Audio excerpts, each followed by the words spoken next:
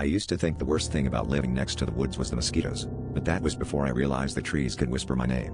It started a few weeks ago, just after midnight. Lying in bed, I'd hear voices threading through my window, low and urgent, repeating my name in a chant that sounded too synchronized to be wind. I tried to convince myself it was a dream until last night, when I heard them calling again, a little louder, a little closer, and something in me snapped. I had to know who, or what, was out there. Pulling on my hoodie, I slipped out the back door and crossed the parking lot, drawn by the pull of my own name echoing from the shadows. The forest swallowed me whole, branches grabbing at my sleeves, the ground soft and unsteady beneath my feet. The voices grew louder, twisting in the darkness, until I stumbled into a small clearing lit only by the thin, blue glow of the moon. There, I saw them, shadows darker than the night itself, forming a perfect circle, their heads bowed as they chanted my name in voices that sounded both familiar and horribly wrong.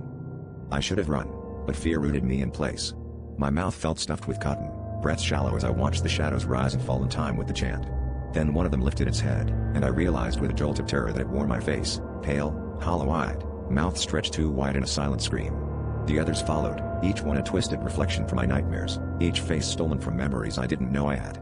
They beckoned me closer, arms outstretched, fingers curling with anticipation. I turned to flee, but the woods had changed, branches wove together to block my exit, and the earth thickened, heavy with the scent of earth and rot.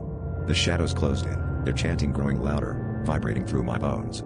As their icy hands gripped my arms, I finally understood what they wanted. They needed me to join their circle, to become another echo in a midnight chorus, another face in the darkness. Now, if you ever hear your name whispered from the trees, don't follow. I wish someone had warned me before it was too late.